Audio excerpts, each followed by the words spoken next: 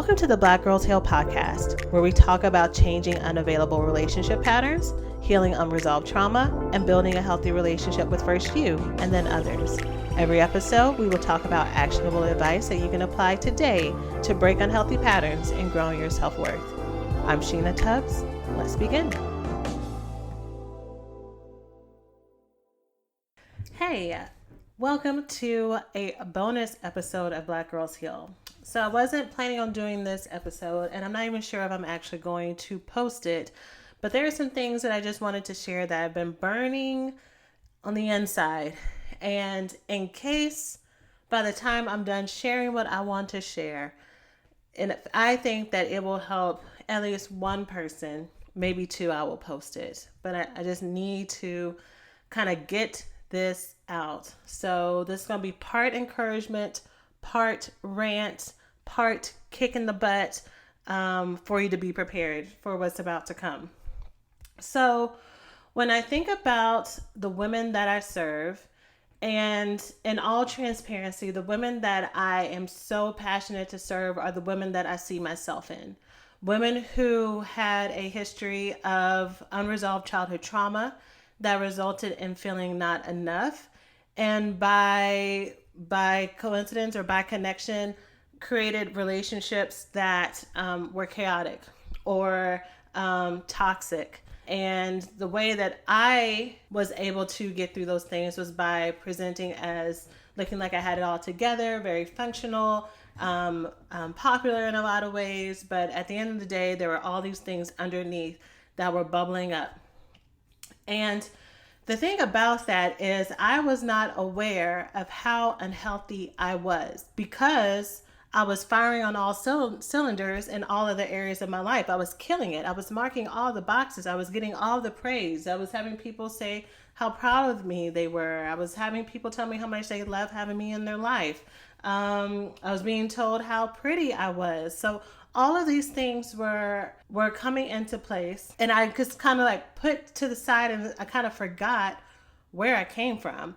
I forgot about the years of kind of fantasy that I used to cope with feeling not enough.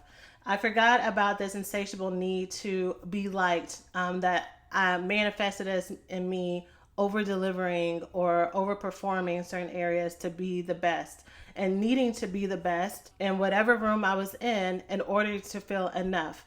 Because the way that was taken by people or told to me by people was that I was ambitious and that I persevered and I was diligent and responsible, right? So it was framed in this really great and healthy way when really the source of it was not healthy. The source of it was a hole that could never ever be filled. And the way that it was most clear was in my relationships. But again, I had no idea how unhealthy that was because I was under the impression that that's just how it is. Relationships can be hard. They can be messy. People date duds. People date great people and it doesn't work out. And so this was just part of me going through life. When really it was just a trail of pain that was having outward effects that were just getting bigger over time. That the things that I was using that helped me feel better, that helped self-medicate, that helped distract me, were not as strong as they used to be. And the consequences of me not having everything right was becoming more and more apparent.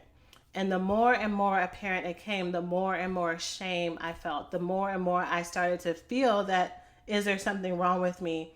Am I not good enough? So I'm starting with this story that some of you may have already heard, either in a complete version via maybe master classes or maybe in different pieces if you've been listening to the podcast for a while. I'm starting with this story because this week's episode was about going back to therapy.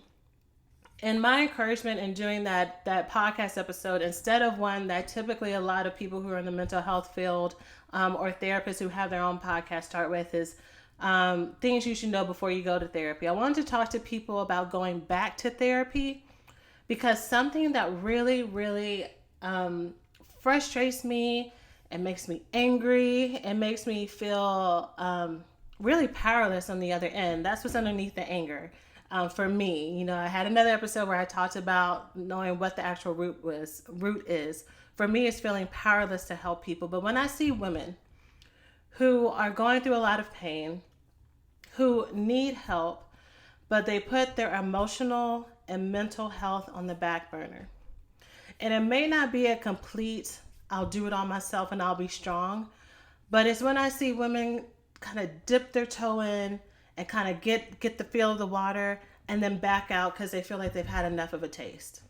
Or when I see women come and kind of try things out and kind of like get an understanding and then they go and try to do it themselves. And it just is painful to watch because I know both personally and professionally that this healing journey takes time, energy, and investment. Investment time-wise, investment financially, investment in your mental strength and capacity and energy and your focus and your prioritizing. If you do not prioritize your mental and emotional health, things will not get better. You are the center of everything in your life. Everything in your life is an overflow of what is inside of you. People have that phrase or that cliche that the world doesn't revolve around us. Yes, it does. For you, it does. So the same energy, the same perspective, the same pain, the same hope and promise, that is what is coloring and that is what is guiding the world around you. So if things are unhealthy on the inside of you, and if things are not right on the inside of you, it will be reflected in your friendships, in your family relationships, in your romantic partnerships, in your bank account, in your work, in the ability to sleep at night, right? In the food that you choose or choose not to eat, in how much you exercise or you don't exercise, and the reasons why you do those things, right? And the reason that is how it will manifest is because that's how you are going to show up in the world. If you have all of this unresolved pain and trauma and depression and anxiety and bitterness and anger and walls up, you are not going to be able to have a happy, free life. That's different than saying that there are blessings and things that are good going on in your life, but your ability to see them, to have gratitude for them, to embrace them is significantly decreased. So when I see women kind of skip over it and say they'll figure it out later, or they got enough and then they'll come back, then I want to say, girl, even if that is true, why would you suffer needlessly for more time than is needed? So me being a service provider, I get to see it on both sides, right? I get to see it with, friends and family, the people around me that way, or associates. And I also get to see it as a service provider, as someone who helps people heal and get the life that they want. And so the way that I see it on my end, on the back end, I take that back. The two main ways I see it are both financial wise and time wise. So financial wise, it looks like obviously people don't want to pay whatever the service costs. And I kind of danced around it in this week's episode, and I'm coming back to it like again, my stomach's just been hurting. It's the things that I have not ever heard any person say on the podcast. I actually said it in the original version, I cut it out, but I'm always curious about that part. I'm always curious about the resentment that some people, not everybody, but that some people have towards investing in their mental and emotional health and feeling that it should be cheaper or a certain cost. And the reason why I feel that way is because when you go to a therapist or a coach with a certain amount of training, and I say a certain amount of training because anybody could be a coach. You listening to me right now could be a coach. If you just call yourself that, the person who works at McDonald's could call themselves a coach if they wanted to and just hang up a shingle because there's no regulation around it. But when you go to a licensed professional, you're going to someone who has at minimum a master's degree, at minimum, has invested probably close to hundreds of thousands of dollars in their education, in their training. They consistently have to invest money in their licensure every year and supervision every year and paying hundreds of dollars in money for training every year to make sure that they stay in compliance. They have the same amount of risk as medical professionals as far as liability to be sued, being in charge of taking care of people's lives and making sure that they are safe physically as well as emotionally and mentally. And then more than that, because there are lots of professions that constantly have the regulations and everything going on. When you go to a therapist or a mental health professional, you are going to someone who is literally holding your trauma for you and with you. You're going to someone who is staying present with you in your darkest, deepest, most painful moments and showing you that you are still lovable and worthy and valuable on the other side of it, and you are still important. And it flabbergasts me whenever I meet people. I literally had a conversation with one person one time who was calling me for traditional therapy. And they said, I told them how much it cost. And they said, well, I went to my other person for $5. And she said it in such a way that was like as if I should be ashamed for charging anything more than $5, even though I am literally helping you unroot and pluck out the hardest, most painful parts of your life, right? And so this isn't about me. It's about I think the resentment that happens towards mental health for some people, again, some people, not everybody, that some people have towards paying what the cost of mental and emotional support costs is not because of the person, but because of their own value about whether or not they value their own mental and emotional health, right? There are countless professions and there's countless trades and services in the world that people pay hundreds of dollars for. How much do lashes cost? How much do lashes cost for you to get a refill? For you to get them done in general? How much does it cost to get your hair locked up? How much does it cost if you need legal help and services to get your taxes done? Right? To get someone to come in and fix your plumbing. To get a facial. I remember the first time I went and I got a facial. Thank goodness this was after a time that I'd already been investing in myself. So I didn't really look at the cost and I was like, oh, I'm not doing that. And at the same time, depending on what your background is or what your belief system is or where your values are, you could say that it was expensive or that getting a facial is not that bad, right? And the difference between you thinking that something is expensive and not that bad is whether or not you think it matters that much in your life. And ladies, I want to tell you that your happiness, that your ability to sleep peacefully at night, for your ability to look over at night when you're in bed and see someone that you trust fully, that you know that they have your back, that you can be completely vulnerable with them and you don't have to worry about checking phones or who that person was that was calling or being upset that you don't get enough time with them because they're distant in some ways, or wondering if your kids are going to have the same type of relationship that you and your partner have, right? That's the stuff that's priceless. And that's the stuff that there are people in this world, that there are programs and services in this world, that there are professionals in this world that are trained to help you get there. And so whether or not it's through Black Girls Heal or any other platform, I want you to prioritize the fact that you want to be a boss when it comes to your personal development. We thrive, especially as Black women, especially now in the era that we are in now. We are constantly hearing about how bomb we are.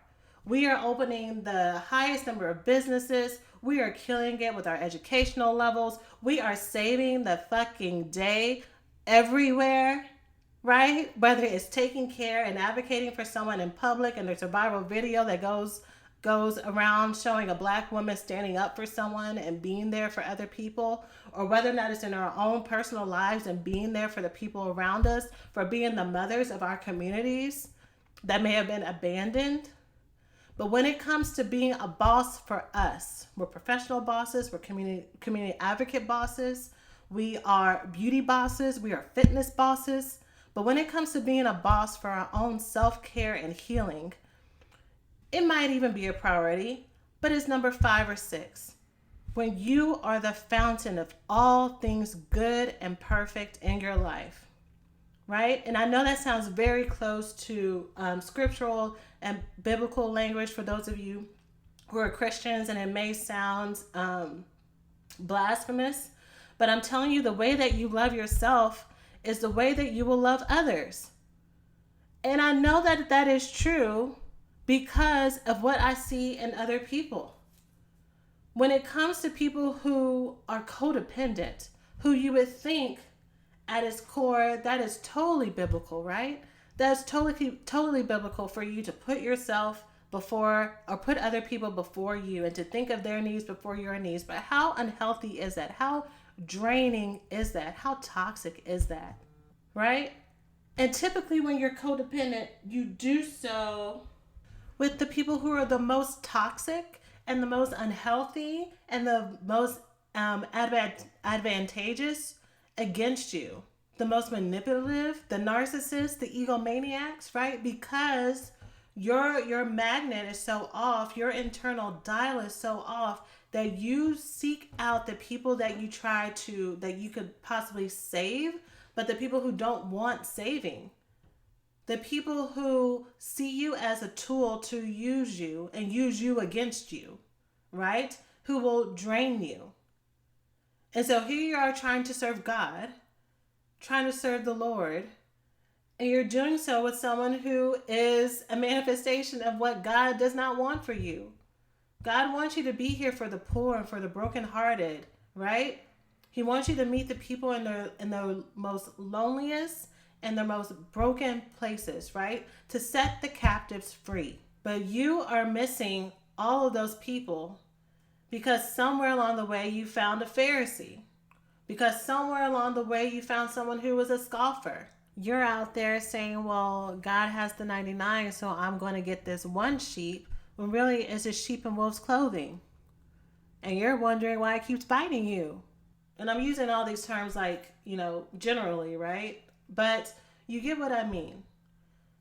But by you working on yourself and you healing yourself and you learning about boundaries, you learning how to take care of both you without losing yourself, because when you're codependent, you absolutely lose yourself and you end up being depressed on the other end of it. God is not a God of depression. God is not a God of anxiety, y'all. God is a God of peace and a God of love. And if you are having difficulty finding peace and love in your heart, that should be number 1, right after shelter, right after food, right after water and the air that you breathe. To have that in your life because you deserve it. That is a God-given right that you have. And when I see women forsake that, it makes me so upset. And I know I'm using these examples because they're ones that I've seen. It's not a financial concern all the time. Sometimes it is, and that's why in the other episode, I gave you real resources. 211, Open Path Collective, community clinics, right? If you literally don't have money, right? I was talking to a good friend today who's about to get evicted and has crazy anxiety. She literally has no money, and it's not because she was out there spending it and going on trips to Bali and doing all this other stuff, but she literally has no money and she needs emotional support and help. And so real cash flow problems is a thing. I'm actually a therapist that takes insurance because I feel like my life was saved because I had a therapist who reduced his fee for me. Because I was one of those people who didn't have money, or at least I didn't see the value in it. I guess looking back, I probably could have said, actually, I did have the money. Y'all, I had the money, but the reason why I would have said I didn't have the money is because I was paying for my mama's rent, because I was paying bills that didn't belong to me, because I was trying to save everybody and provide for other people, because I felt like I owed it to them, because in my life, in my world, I was the parent, I was the mom of the house. And so I took that personality everywhere I went. So that way, anytime it was time for me to prioritize me and take care of me, I felt selfish. I felt ashamed. I felt like it was wrong. And so that literally got in the way of me being able to look objectively at my bank account and see how I could prioritize me, because I was too busy taking care of other people. That's what I mean about it. It really does start with us, and it being a heart concern versus black and white. And the reason why a lot of therapists don't take insurance is because they pay you a small percentage of your rate most of the time, if that. And in some cases, you have to fight with them to get your money. For one person, I literally saw them for almost 4 months without getting paid. I worked for free for 4 months because insurance was playing games. So that's why, in case you didn't know, a lot of therapists don't take insurance. The payment is minimal, and then is inconsistent sometimes. And then also you have to diagnose people. And for some therapists, it's against their values and what they think is in your best interest. Because for a therapist to get paid, they have to give you a label, right? Because it needs to be billable. And that goes into your permanent record. So just like you have a credit report, that if someone were to run your background and pull up your credit, that they can see all your transactions and your credit history, there is actually a medical clearinghouse. And so if you ever go to therapy and use your insurance, your therapist, for them to get paid, they had to put down a code for you, even if you were just coming in for just normal work stress. And they had to give you a code. And so any future employers or anybody else who chooses to pull that up as a background check, they can do that. And some therapists do not want to participate in that. But the second way that I see women not prioritize their self-help and their healing is in their time and emotional investment. People say that they don't have time to make the change. They make excuses. They talk about when they will start when they're ready and when they have space for it. And here's the thing. You have the same amount of time today as you will have 5 months from now, 5 years from now, as far as in a 24-hour cycle. You'll have less time to get it done between now and the time that you will no longer be on this earth. But you have the same amount of time in the 24-hour cycle as your mentor, as your best friend who has 2 more kids than you do, as Beyonce, as everybody else in the world.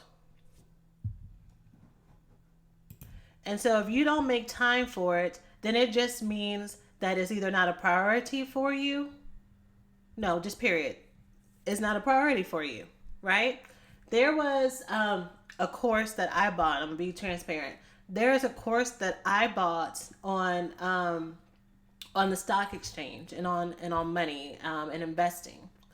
And when I first saw it, I saw it maybe like a year or so ago.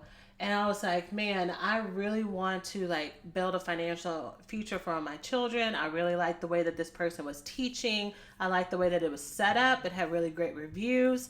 And I was like, okay, I'm going to wait till I have time, because right now I don't have the time for it. My funds kind of ain't right. So I'm going to wait. And so comes back around again. I finally end up getting the course, and I got it because by this time the course was like almost twice as much as it was last year, because the things that we want, they grow in value, especially if they're good. So this person had raised the cost, and I was like, man, I'm not trying to pay more down the road, when I was very sure that this is what I wanted. And also I knew that my time, my perception of my time was a lot more free. My schedule was a lot different than it was before when I first saw it. So I go ahead and I buy the course. And have I done the course? I've done some of it, but I've stopped at the place where I have a lot of fear And at first, I told myself it was because of time.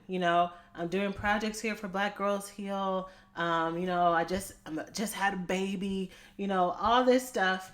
And then when I look back at the last couple months, I'm like, no, I've had enough time, because I've watched this Netflix special. I have read this book. I spent these amount of hours on social media every day because my phone tells me how much time I spend on Instagram. I chose where and how to prioritize my time, but I simply chose not to because I did not have it at the top of my list. And that's what I see happens a lot. People tell me, and they tell themselves, and they tell whoever else they're talking to about their personal development, they say, well, I just don't have the time for it. I will later on. And the reason you don't have the time right now is because you're not prioritizing yourself. It's really not going to be different whether or not you have 40 extra hours in a week or just 4 extra hours in a week. The day you decide to change your life is the day that you change your life. Period. And so if you have been kind of wasting time with that, or if you have a resource that you have been afraid to dig into because of fear, I suggest that you show up for it. I suggest that you ask for help. I suggest that you stop trying to do it by yourself, because no one got through this life by themselves. No one. That's the reason why you bought the product. That's the reason why you made that appointment with that professional, because you needed support. So don't buy into old stories where you try to do it by yourself and willpower your way through it, especially when it comes to healing. With healing, you need a trusted other to help you to the other side. I truly believe that you are the captain and the orchestrator outside of your higher power, of course. I feel like I have to be clear with that now, because I really don't want anyone being like, let me cut off everything she's saying because she's trying to say I'm more powerful than God. No, I need you to stay with me. We're 24 minutes in. I need you to stay with me. Don't leave if you're here this far. I truly believe that outside of your higher power, should you believe in a higher power, you are the master and orchestrator of your life. And so when I encounter people who are kind of lazy when it comes to that, and not hungry for that change, and just hoping that by being in the essence of other people who are, that they will get the change, that makes me very sad, right? I'm able to be in touch with, you have so much possibility for your life to be better, that if you were to put in a little bit more effort, if you were to show up and do the work, then your life would change. What I love about the women that I work with is that they are all personal development bosses. And I'm not saying that they are perfect, just like I am not perfect. What I'm saying is that every woman that I work with is hungry for a change. They come in and they show themselves flaws and all. Women who are there and like ready and like devouring everything, and women that are there and ready and devouring everything, but also scared that it may not work out for them, but they're talking about it and they're showing up, right? And women that are there and hungry and devouring it and implementing it and failing and showing up when it's hard, and showing up when they're celebrating themselves, right? Women who say, I am tired of being tired, and I believe and I know that my life can be different, and I'm tired of doing it on my own. I'm tired of half-assing it. I'm tired of going through every book on Amazon.com and trying to self-construct my own healing process, right?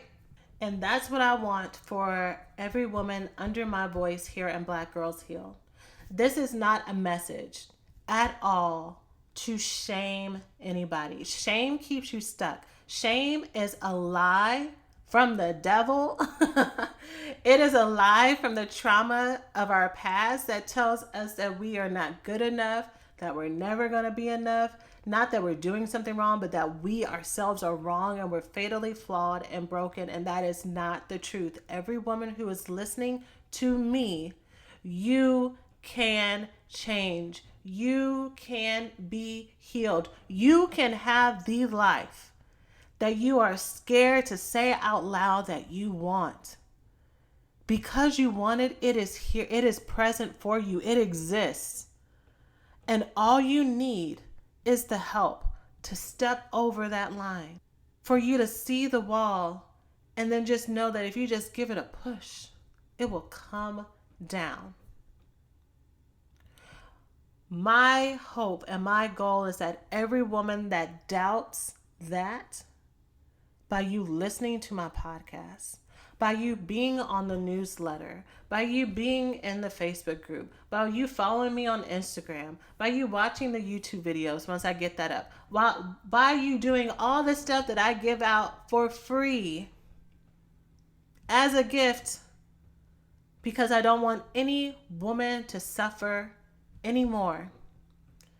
That by hearing that, you get hungry.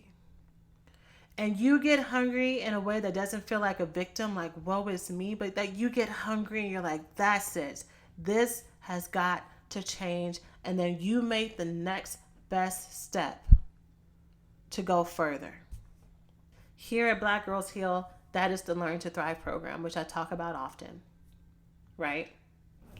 We got the retreats and some other things that I have coming down the pipeline that I would love to work directly with every woman who is a part of this community eventually. I don't want anyone who is just a passive fan or a passive audience member or a passive observer.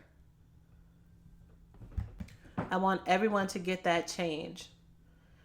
And then once you are hungry for that change and once you are ready, I want you to come and be a part of this Healing Circle family. I want you to sit with us. I want you to think, how much is it worth for you to get the life that you want? What's the number? How much is it worth for you for all these problems that you've been struggling with for years to get changed? Is it $5? Is it $10? Is it $20? Is it $200? What's your limit? You know, here's where I have some empathy when it comes to that. For years, in addition to me minimizing the gravity of the problems that I had, because I was looking like everything was going well until it really, really wasn't going well and I couldn't ignore it anymore. Outside of that, I would hear for years from people that we needed to, or I needed to, because they were talking to me in whatever post or newsletter or YouTube video, whatever it was, that you need to invest in yourself. That if you love yourself, you need to invest in yourself. And if you're not investing in yourself, that means you don't love yourself. And I remember hearing that and being so pissed off. Because usually the people who would say this stuff, you know, they have a platform. They looked really nice. They look like very put together. And I'm like, of course you can say that. You're making insert amount of money. So of course you can tell me you're charging me insert amount of money just for me to get better.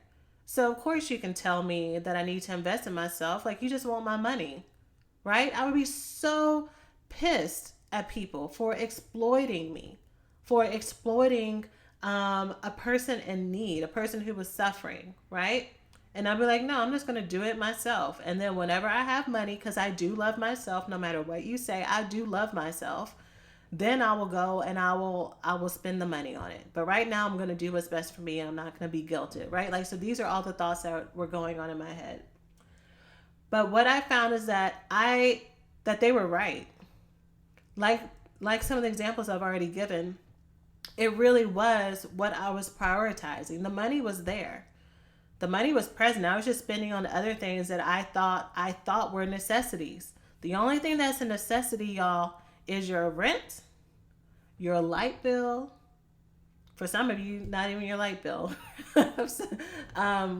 Water, food, and gas in your car. Everything else is negotiable, right? How often you buy clothes, the price of the clothes that you buy, how often you get your nails done, what kind of manicure you get when you do get your nails done. How often you go out with your friends. If you get a drink or if you don't get anything. If you go to happy hour or if you go to full dinner where things are more expensive. Everything else is a choice, right? But I didn't understand that what they were saying was true until I heard that for years, until I started to kind of like see and understand, yeah, wherever my time is, that's what I value. Wherever my money is, that's what I value. And is that resistance towards people saying that out loud, because then what if they're right? And that means I have to stop spending money on this other stuff to start spending money on my mental emotional health. That's not fun. That's not sexy. I can't post that on Instagram. I can't be like, I just healed my deepest, darkest pain point in the world. Let me tell you all about it. I know some people do, but not everybody, right? That's not going to get me any likes. The change isn't always so tangible. Sometimes it's slow. Sometimes it takes time, right? But it's true. You need to invest in yourself. By you investing in yourself, it will build your self love. And if you're lacking in prioritizing the mental and emotional parts of your life, I want you to get on it. I want you to heal your trauma. I want you to recover. I want you to be healed and whole. Okay? So that's all I got for this episode. It's enough of my ranting for now. Hopefully, this was encouraging to those who needed to hear it. Hopefully, those who are under the sound of my voice, you have already started your mental health savings fund. Hopefully, you've reached out to the person that you want to reach out to help you with support. Hopefully, if you feel like this is the place for you, you're on the Black Girls Heal mailing list. But I want every woman to become a personal development boss. I want that to be the thing that you boast about for the rest of 2019 and beyond. Okay? I love each and every one of you more than you could ever know. It is my pleasure to serve you. And I will see you in the next episode.